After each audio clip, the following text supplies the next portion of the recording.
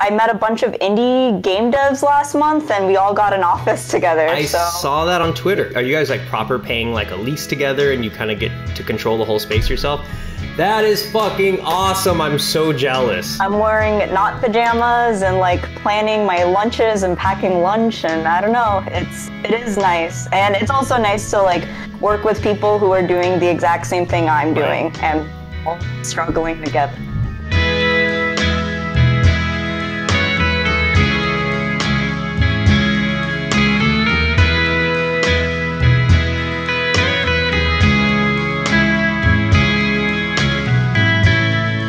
Yeah, so, okay, hold on. First of all, before we go any further, this is Alina Matson? Matson is your last name?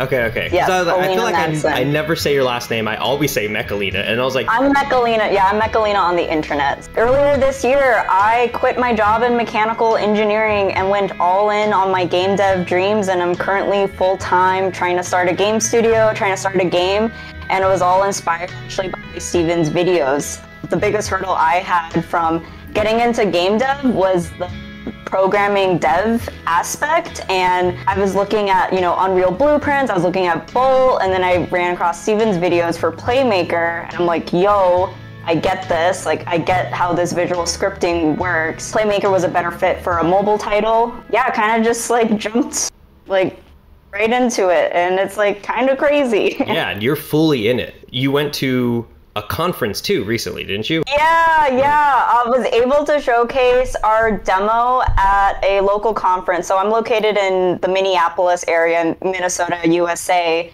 And yeah, got to show like 500 people our demo, got tons of feedback, a lot of people interested, signing up, and it's just been like a complete whirlwind. Like, I would have never imagined myself doing this even like a year ago. I know that feel, because the same thing happened to me, where it's just like, how the fuck did I end up doing this when like only a year ago I was doing film shit my whole life, Yeah, and I think I saw a video of yours where you were like, oh, I left my job and I'm doing game dev. Like, I just started using Playmaker. I saw one of your VR games and I was like, what the F? And then I saw other YouTubers, so like definitely YouTube influenced this path of like people quitting their jobs and going into game dev. And I'm just like, it's the pandemic, like, why not? I don't have, other priorities, and I have come from a pretty privileged place where I had some savings and I don't have like people depending on me. It's just me. So I was able to, do all of that. Yeah, I don't regret it, but I am so tired, I will say. I was like, where is she about to go with this? You're not experiencing burnout, are you? Or are you? Not yet. I'm very aware of it, though. I was definitely having burnout at my last job, my mechanical engineering full-time job, but I'm really happy I'm doing this for me. But at the same time, I mean, it's beyond just game dev. It's like running the business, trying to find other partners, working with other people in the team now. We're expanding the team, trying to look for fundraising. Like, it's a whole plethora of things beyond just using Unity and Fitment. What did you do to kind of prepare to make this big move in your life? So we're making a game called Fitment. It's a mobile game for micro workouts. And essentially what that means is it's like Animal Crossing for getting some physical activity in. So this idea came out probably like last fall, and it's just something I've been noodling on. And over the winter and then the burnout from my other job, I just wanted to go kind of all in on this. So starting in January of this year, was planning on, okay, how start saving money, figure out what I need to do. I was living in San Francisco. My apartment was like almost $3,000 a month, and like cannot start a business out in California. So made plans to move back home, which is the Minneapolis, Minnesota area. It's much cheaper. Kind of just took the dive and went all in, but definitely like planned it out over a span of a few months. It wasn't like something impulsive. It was something that you did kind of work out the numbers for. Would you almost say then that like the risk isn't too high, like that it was actually not necessarily safe, right? Like you were still sort of like, you're putting something on the line, which was maybe your comfort, right? You thought about it. It wasn't something that was like oh, if I Right. lose it, I lose everything and my life is devastated after this. My parents would not say that exactly, but Right, no, for my me, parents do. I honestly felt like it was relatively low risk because I'm pretty confident that I could go back to my previous industry if I really had to. Lining up a part-time job really helped a lot too, so there's always some sort of stable income. I would regret it the rest of my life if I didn't do this, and that seemed like a worse risk to take. So Yeah. it's kind of like might as well, and I gave myself kind of like a timeline. Every quarter I would realistically check in, see how is it going, what are the prospects. Eventually we would like the game to be profitable in some sort of way. Would be really cool to pay myself and our team members. So far, I mean, it's been like 4 months, and so the last quarter review I think went really well. Nice. Judging nice. ourselves. Okay. You have a very like industrious sort of like mode of operation, right? Like it is kind of like I can do these things, and you've genuinely went through the logistics for sounds like every step of the way. It sounds like you're doing something would say sounds risky, but you're doing it very responsibly, and you're getting pretty far with it. It sounds like too, and it's like you're really you're doing everything that a lot of people kind of say that they either want to do or plan on doing, but kind of never get around to actually making happen. With all of this, I'm gonna flip this on its head in a second, but like with all of your planning and everything, like have you found yourself like kind of goofing off and kind of like, what the hell does your leisure time look like? What are you doing? Like how much of your life is consumed by this work, and how much of it do you take off, or is it blended? Do you find so much pleasure in this that like this is your leisure? It is totally blended. Work-life balance, like my life is my work, or maybe the flip of that, work is life right now. But I am okay with it. Like in my leisure time, I'm watching like every single GDC conference, like YouTube video, watching video game documentaries, I'm reading about video games, I'm reading about business. Almost everything I do outside of like development work for the game is around games and business. So I don't know if that's sad. No, I don't think. I think that's total. I mean, it's where I am right now, and I'm a pretty happy dude. I'm pretty satisfied with my life. So to me, that sounds awesome. It does remind me too. Did you see GDC's YouTube channel just put out that video about Burnout this morning? Oh, shoot, I need to watch it. No, I have not. I will though. It's good. I haven't finished it. You should totally watch it. But so far, it's like there's a lot of interesting information in there. You're just having a blast then. You're living it. I am having a blast, but I am just like really tired. I had to put on like a lot of concealer this morning. I have like major under eye bags and like probably don't get enough sleep, but I stay up because like I do enjoy it. Like I find myself staying up till like 4 a.m, like reading about something or working on something, or something like pops into my head and I have to document it. Things aren't moving as fast as I thought they would be, but they are still chugging along. It has been something I've been thinking about a lot, so starting to plan like a proper vacation where I don't Nice. work on it for like a solid week and like don't think about it. Right. So doing something over the Christmas holiday. Because like I think right now maybe I'm like in the honeymoon phase, and maybe you can comment on it more. Like what was the first like 6 months for you when like after you left your job and got into game dev? I want to say like the pie in the sky is real, like that it is just crack for me, that it is just nonstop, like when I don't have to do like my job stuff, right? Because like my job is like Playmaker and I do all the tutorials. I'm working on this massive tutorial series right now. My heart is mostly in it, I don't necessarily want to be teaching people, right? That's not what I want to spend most of my time doing, but it's something I enjoy enough. It's something that not only like the enjoyment of it, but also like I learn from it because like it's the tool I use for my personal projects. So like that's a twofer for me, I'm learning and I'm having a pretty good time. That being said, it's like, if I wasn't getting paid for it, I don't know if I'd be doing it. You know, I don't know if I'd be teaching people how to do it. I'm pretty sure I'd be focusing 100% on just my game. I think that is the only little kink in the system when it comes to how all in I could be and how sort of like this extended infinite honeymoon phase, you know, can be. Because honestly, whenever I have time and uninterrupted time to work on my game, it is just go, go, go. Like, I can't get enough of it. I'll be falling asleep at my computer, like, frustrated, going like, damn, like, I'm getting tired. My brain can't even keep up with it. I told somebody recently that, like, my excitement is always outdoing the literal, like, physical energy of my body. So for me, it seems infinite. And that's why when you told me that, like, that for you, it's like, that kind of makes sense to me. I hear where you're coming from. So maybe you get a little tired here and there. There are some logistics. Maybe do you think when you get tired, maybe it comes from the things that you're least excited about in the whole process? I think so. Kind of a learning curve for me is bugs. Sure. As a mechanical engineer, you have to design it right the first time before you hit manufacturing. That's insane. Otherwise you waste millions of dollars. Sure. But for, like, you know, coding, you can work on it for so long. But, like, the bugs are, like, I don't know, I think I forgot, like, one period somewhere. 6 hours. I'd spent 6 hours trying to find, like, one missing, like, dot. Just spend so much time on something so insignificant.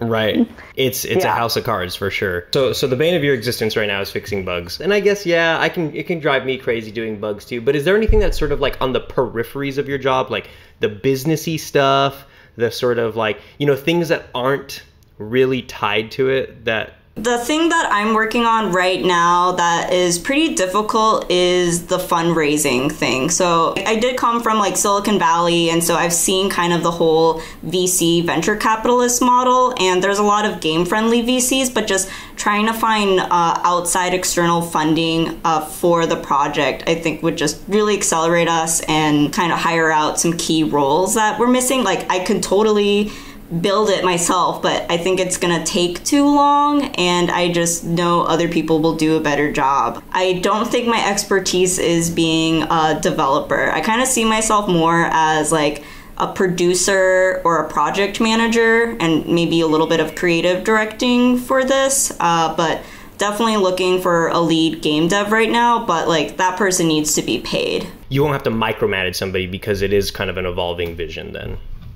Yeah, exactly. And so fundraising has just been, there's no like real instruction book how to do it. So it's been just like trying to figure it out. And it's a lot of networking and talking to people and reaching out and getting these warm intros. And it is a lot of time, and I don't even know if it's effective or like even if we'll ever get funding, and kind of all of that stuff. So that's like a big unknown, and definitely determines what direction we take with the studio and the game. Yeah, so like I would actually say my dream is to run the game studio. So Fitment is our first title, but I'm like already starting to think of other titles, and the mission of the game studio I'm trying to start is trying to create games that have a positive impact on people's lives. So Fitment is, you know, getting folks to, you know, get motivated to move for a few minutes a day.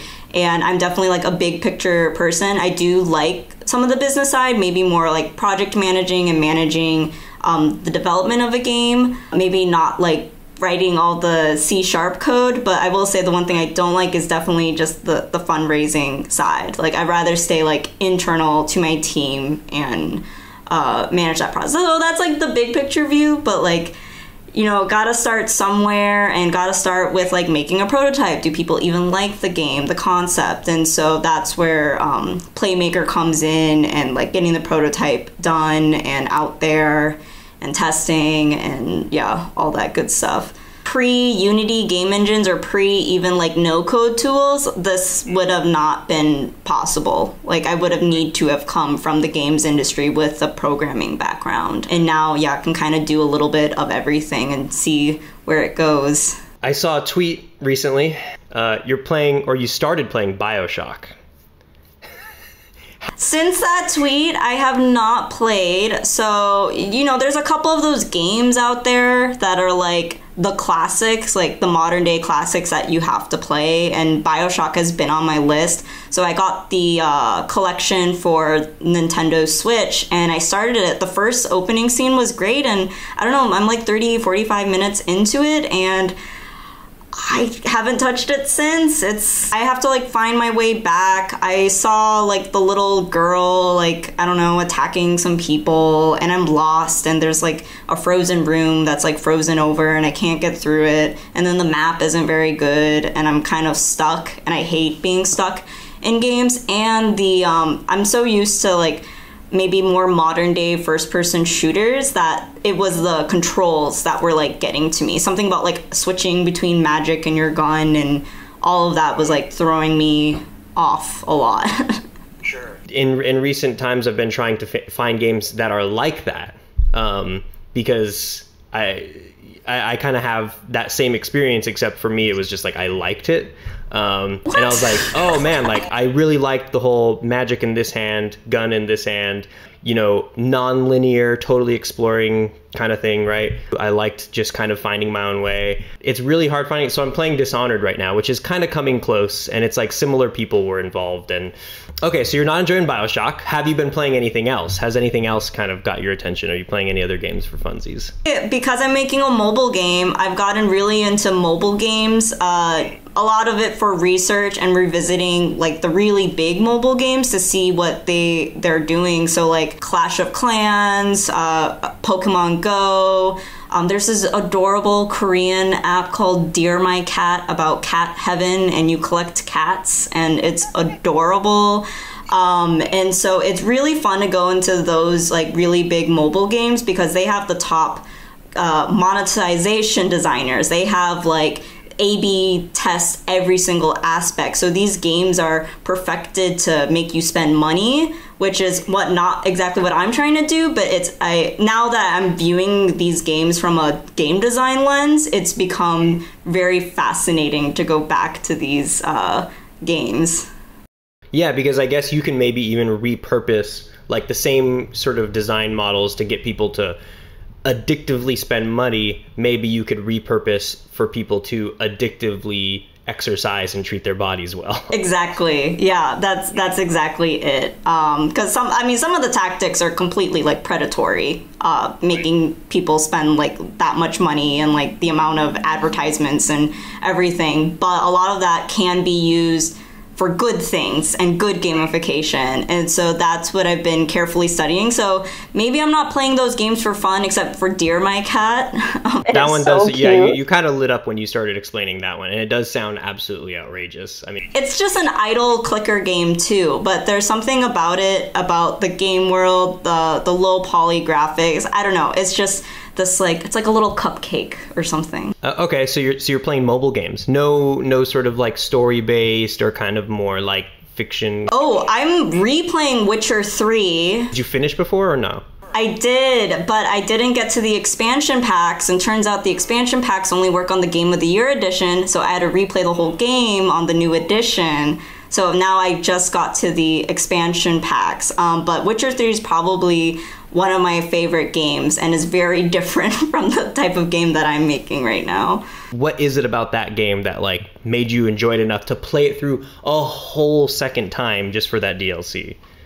I don't play like many games multiple times. It's usually one and done. So this is abnormal. It is like 100% the stories and the characters and the attention to detail is absolutely insane in that game.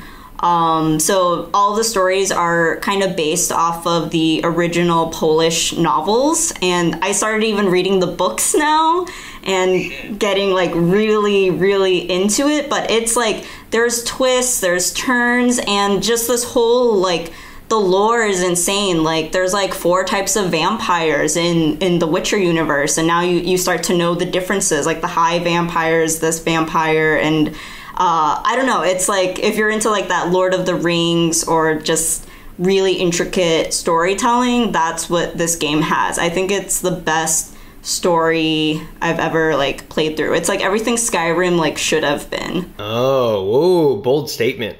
That'll start a fucking war, what you just said. Them is fighting words.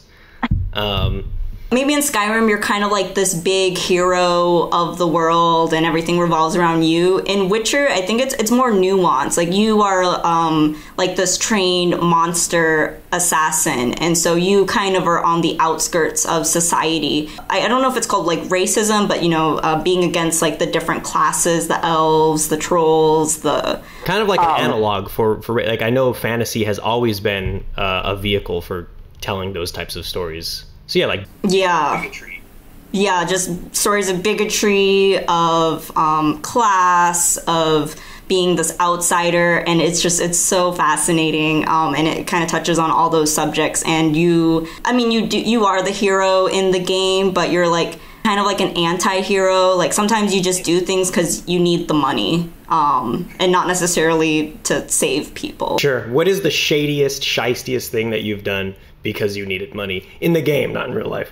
I cannot say because it spoils one of the main quests. Wow. So it's a big one. It sounds like you've done. Yeah. There's some stuff, and there's the way it triages. There are so many choices in the game. So the second playthrough, I'm actually doing everything opposite of my first playthrough. My first playthrough was kind of the good guy. Second playthrough was like, I'm making money. I won't let you sort of shame yourself by telling that story then. I know it has more to do with your sort of embarrassment with your moral compass than it does with spoilers or whatever. Because you just don't want the world to be like, she's a bad person. Has it made you cry? Has it pushed you to those emotions where where you actually start crying? Not to like tears, but very close. This is definitely one of the games, and it was a side mission stuff too. They have very intricate side missions and secondary quests in the game. And then also I started reading the novels alongside of it, so like really getting to know the world and the characters. And yeah, it's some deep stuff. You'll understand once you do your playthrough of Witcher. It's I think top 3 games I've ever played for sure. Nuts. Okay, if you haven't cried in this game, has a game ever made you cry? Captain Key's Halo 1, when he died, was kind of a big deal, but I don't know if I cried. I don't remember. So I guess a question to maybe contextualize this is like, do you ever cry to movies or music and stuff like that? The Notebook once. Okay. Yeah, not too often, but I get the feels. So you might be a tough cookie to crack. I'm a tough cookie. Yeah, because I feel like that is the case with like a lot of people anyway, where it's just like, it's rare for them, for a book or a movie or music to push them to tears. So it's even rarer when it's a game, because just games don't always go for that. But you have gotten the feels then from Halo and from Witcher. I was young when I was playing Halo, but yeah. I mean, I said it with a smile on my face, but I think there's probably very valid moments in that. Gosh, maybe 9 years old when I was playing Halo. So growing up, my first console was a PS1, and my cousin broke his PS1, my older cousin, and he said, if you can fix it, you can keep it. And I was like, I'm gonna fix it. Turns out there was a Cheezit stuck inside the disc reader. So I took it apart, cleaned it, and it worked. So I got to keep a PS1, and that was like my intro to games. So I think I was like 6 or 7 years old when that happened, and then from there switched over to Xbox. So had the Xbox 360, Xbox One. I don't know what I'm gonna get next. And wait, I have to go back because you said intro to gaming, but it sounds like also your intro to engineering, right? Because you pulled a Cheez-It out of the PlayStation. Like you solved the problem, you fixed the broken machine.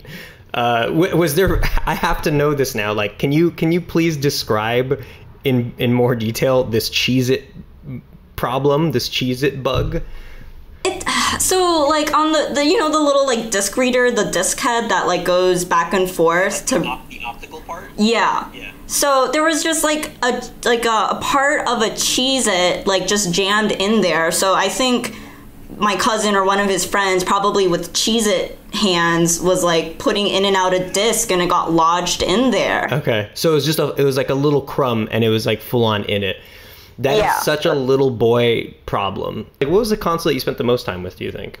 Had to be the original Xbox. Was like my number one console. Yeah, what were all your hours in on then? What games? Halo 2 were really big. So Halo was my first ever first-person shooter. And that was like mind-boggling to me. Something about the first-person camera was like just so cool, and it felt like really like I had my big boy pants on, like first-person, guns, violence, like. Yeah, and then like trying to convince my parents to buy me a rated M game because it's like 17 plus, and I'm like 9 years old, and so like getting into that tiff, but well worth it. Played a lot of the fighting game Dead or Alive, which is just known for its like boob physics. That is pretty, yeah, for a little kid to be playing Dead or Alive, that's excessive. But I thought it was cool because half of the characters were female, and I was like, yo, like, this is awesome female representation, even if they're scantily clad. Sure. That's a really strange position to be in, to kind of be like, I'll take what I can get, right? Like, as far as like, I could see myself to some degree, but then there's the disconnect of like, well, this is how like men are putting us out there. So what other games did you get to have that on, like that you felt for like for women, or just for like any other reason that you would be like, I see myself in this, as opposed to all the violent straight white dudes in video games? The game that was like really like inspirational for me was the remake of the Tomb Raider series, so that last trilogy. Playing that first one and just seeing when they released the images of the redesigned Lara Croft just like made me so happy. Like, she's fully clothed, she has like somewhat reasonable like body proportions, like that. Yeah, so I played through that whole trilogy, and it was an amazing game too. So they did a really good job with all of that. Were a lot of games that you were playing like when you were a kid like violent? Like, did you ever fuck with like puzzles, or more kind of like? A little bit, yeah. So those games I played on Game Boy Advance, and then later on the DS. So Animal Crossing, like all the Pokemons, kind of all of those games. But then like everything on Xbox was just violent. So like I had best of both worlds, I guess. Were there any sort of dreams or aspirations or little inklings of like, I would like to make these one day, like when you were a kid? Actually, I didn't know making games and being a game developer was a real career until I was like 19 or 20 years old. Like, I was doing my mechanical engineering studies at college, and I saw someone like testing a video game at the computer lab, and I just like sat behind them and just watched them for 30 minutes. And turns out like our school had a video game, I think, minor at it, and then I looked into it. I'm like, wow, this is like a job and a career. Well, that would have been fun. Too late. And yeah, it was like a moment there. It sounds like it. It's, yeah, because as you described that too, is like, that is kind of what I think of as like John Romero, the creator of Doom. He has like stories about when he was a kid going into his computer labs and seeing a kid playing a game and being like, oh man, this is like an exciting new thing. And like, I think perhaps even making his games while he was there too, like using their lab to make his stuff or something like that. And like it being that sort of like awakening moment, like just one day at school, it's like, oh, that's a thing. Like, this is the thing. But of course that was in the 80s, I believe. So like, it's, it's a story I hear time and time again where it's like we get pretty far in life for a lot of people. And then you get to that moment where it's like, that's a thing? People do this? It's like, it comes from somewhere. In high school, there's like only 10 career paths: doctor, engineer, artist, politician, whatever. And game dev was just like never discussed, or anything really in the arts at my school and community. Did you have like clubs at your school for stuff like that? Yeah, we did. Sorry, I'm getting a flashback to Asian American Club where we just ate Chinese food and watched like Kung Fu Panda 3 times. It was not a very good Asian American Club, but no, I mean, it was super fun and it was really awesome getting to know the few Asians that went to my high school and like kind of all grouped together. But like as far as like getting deep into the culture and roots, maybe not so much. The part I'm like, okay, yeah. I don't know what I was doing in high school. Honestly, I spent way too much time studying in high school. Like I was like attempting to be a straight A student and did like all the AP classes and that kind of thing, and spent most of my time on speech team. I was a much better speaker in high school than I am now, which I think is funny. I used to not say likes, like filler words, and now you can hear during this interview I use a lot of filler. Oh, you're doing fine. You're doing fine. Thank you. But yeah, it's really interesting how, I don't know, life kind of comes around, and I don't know, maybe I've always meant to go back into games because it was a big part of my childhood. I was a small person, so I like did not do well in sports. People in dodgeball, when they allowed dodgeball, would aim for my face, and like I would have like bloody noses and stuff. So yeah, like video games was like my place, like my protected place, like all throughout childhood, high school, even like going to college. I played a lot of video games in between classes, and yeah, so now kind of going back to it and trying to build a video game that hopefully will make a positive impact on people feels a little full circle in a way now, like just like reflecting back. Especially the direction that you want to take games in. I don't hear too many people sort of describing the type of games that they want to make as something that like helps people. You know, like it does have, like you're creating something that has utility. That's very awesome. And it makes sense when you're describing games as like a thing that was there for you. So makes sense. What is the roadmap look like for Fitment? Like big picture is we would love to do a really big release on iOS and Android in North America, just not dealing with other languages so far. So beginning with English and getting it out there, really breaking it down to kind of like what you'll learn in like the game dev fundamentals. Like you start off with the first playable and your vertical slice, then moving on to an alpha phase, which is like 50% of your assets done, your core features are implemented, moving on to like a beta phase and all of that. So I actually have like a very, very detailed roadmap out, but ideally we would try and launch in like 12 to 14 months, but that's if we can build a team and get a lead game dev, which is then dependent on funding. So if we don't get funding, I can kind of just like throw away that schedule because we're not going to hit it. Right now what we're doing is we have our first playable almost done. It's going to be out in a few weeks, and then just sending it out to our playtester community. So we have about 200 people signed up, which is like mind-blowing to me to that's crazy.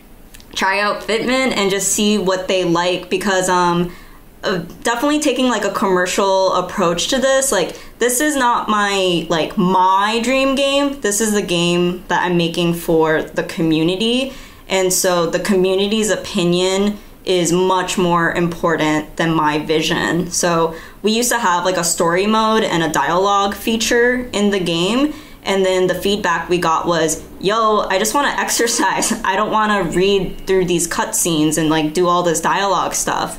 And so while I love story, you know, Witcher 3 and all of that, we just removed that system out completely, and we're, you know, doing that kind of story stuff in the background as like an optional thing.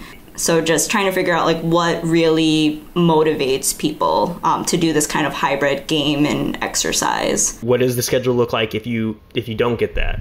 If we don't get the fundraising, basically I'll have to become the lead developer of Fitment, and what I'll end up doing is outsourcing smaller projects.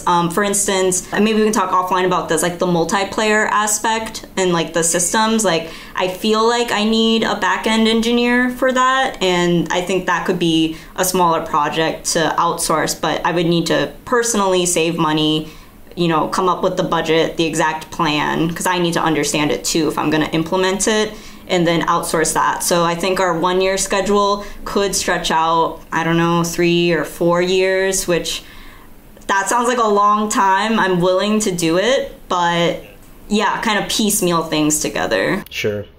That's intense. That's really intense. We're gonna make it happen. I don't think there's a true fail scenario. We'll release something, whether that's like the dream game or a subpar version of the dream game, but I do want to ship something one day. Yeah. You will. The big takeaway from me too is like not only all the like, get your shit in order and like think about things, but really being around the people, because that's kind of like the first thing that you emoted really hard about right now is like having the place, and that hit me too. I was like, damn, that does sound really exciting. So I'm glad to see everything's going really well. If you want to say anything else to sign off, whatever, here's your chance. If you want to be a game dev, you can be a game dev. You can do it. Anyone can do it. Just do it. Seriously. Fuck yeah. All right. That's perfect.